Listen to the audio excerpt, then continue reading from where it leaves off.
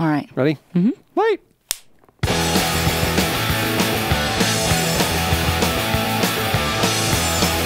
And welcome to today's Rowdy.com Big Three. My name is Bass Masters, and look who we have here. Dianne Gallagher. Dianne Gallagher joining me today because Buck and Cutler both abandoned me.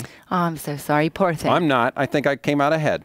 But let's talk about Phoenix in the Subway Fresh Fit 500. I feel so good about myself Such now. a positive name, invigorating. It really is. Confidence building. 500 kilometers, by the way. Yes, 500 kilometers. Which I know, given your exotic background, you're very comfortable with kilometers. I am. That's what I grew up in. But, you know, when I looked at it for a second, I did like a double take. I was like, oh, whoops. 500 kilometers. Wow, that looks like shorter than 500 miles. That 1 mile racetrack, kind of a big, flat, short track in Phoenix. Yes. Worn out asphalt, cars Yes. sliding around. What's your key to this race? That actually plays into my key to this race. My key is going to be adjustments, not just during the race with the cars, but also pit crew, 6 instead of 7. And it's not going to want to call Daytona easy or breezy, but I mean, it's not going to have the grip with that new asphalt. It's old, worn out. It's not Daytona, and I think that they're really going to have to rely on adjustments on the car throughout the entire race. And 6 instead of 7, it's going to matter. You're not going to have, you know, 2 gas guys coming over and everybody else just hanging back. Everybody's going to need to play into it, and I think that they're going to have to be very prepared to. It's adjustments for me. Absolutely. I mean, you think about rubber building up in the corners. You think about the sun beating down on the racetrack.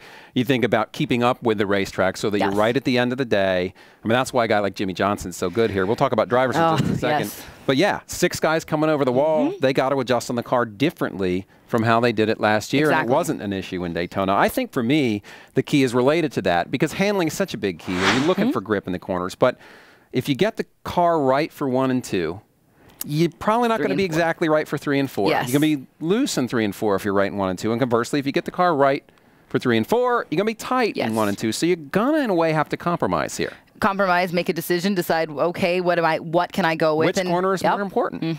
And I've heard guys say both things. Which means that there's probably no right answer. Yeah, exactly. I mean, it's probably kind of like life, I think. It's a little deep. Yeah, we try to get deep here on Rowdy. So I think making that choice, that compromise, is a big key here. And I think that's why a guy like Jimmie Johnson has been so consistent and so successful here because it puts a premium on communication between the driver and the crew chief and making the right adjustments. Here's our friend Rick Mast talking about the compromise 1 and 2 versus 3 and 4. If your car is dead neutral in 1 and 2, you're going to be loose in 4. Your car's going to turn real well, but you're not going to be able to apply the gas the way you need to getting off turn 4 if you're perfect in 1 and 2. And what I was taught out there, and the way I always run my quickest laps, was to work on 3 and 4, where I get in the turns 3 hard, get the car to turn, and then just nail that gas, stab it wide open, and come off the turn. And then in turns 1 and 2, you fool with just a little bit of tight condition, exit in turn 2.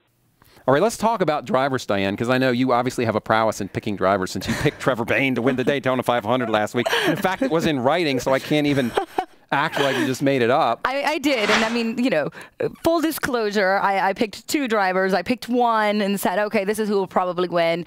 But, you know, if I had to just go with my dark horse, I'm going to say Trevor Bayne. You know, did I So your dark horse this week? My dark horse this week would be Denny Hamlin. It's not really a dark horse, but you know, I would like to see Denny Hamlin win this race. Obviously, a lot of it has to do more. We discussed a moral victory of it because of what happened last year. But who I would pick would be Carl Edwards. I picked Carl Edwards to win this. This guy, second at Daytona, but won the last time we were here. Yes. Won at Homestead. So first, second in his last 3 races. Yes, exactly. And I think that he would like to add another 1 to that. I do. Well, as far as the driver I'm going to pick, you know, I think I told you earlier, sometimes I go with my heart. Guy I really want to see win, who I think has a good shot, like a guy like Denny, you know, because of what you're saying. Redemption. He had this thing totally won last year in November, and it slipped away, and so did the championship. So I think for him it's a big race. But then I think about a guy like Jimmie Johnson, and I think about how good he is at this track, and I think about the premium that's put on crew chief driver communication and adjustments like you were talking about, and I say, you know what? I hate to do this to you race fans, but I think Jimmy Johnson's the guy that goes out and wins this race and says, I'm not done yet. I'm not quite done yet. You can make a case for that in almost every track, at almost every race. I mean, obviously Carl Edwards and his pit crew communicate well. I mean, I agree. I mean, you can't say you could use that exact same logic on an Edwards right now. This is one of Jimmy's best tracks. Of all his great tracks, this is one of the best. Again, that's like picking She's giving me a hard time. I'm just saying. I mean, that would be like picking the So you're saying it's an easy pick? I'm saying it's a really easy pick, and you know what? You will probably be correct, but I mean, it is a very easy pick to pick Jimmy Johnson. How about this one? How about a secondary pick? I'll let you make one. Yes. I'm going to say Clint Boyer, because this guy wants to run good here, runs great at Richmond, runs great at New Hampshire, but never quite had the package figured out. Okay. For Phoenix. I think that is a great dark horse Is that better pick. for you? Yes, that is much better. Would you like to pick a second guy? I accept that. I did pick a second guy. It would be Denny Hamlin. Yeah. Carl Edwards and Denny Hamlin. Those are going to be my two picks. I say Carl Edwards is going to win. He's been on a hot streak, and I think that's going to continue. And he runs well on tracks like this, Richmond and New Hampshire also. And I think he'll do well in Phoenix. He obviously has in the past. And Denny Hamlin, though, again, that would be my dark horse pick, my second pick. All right.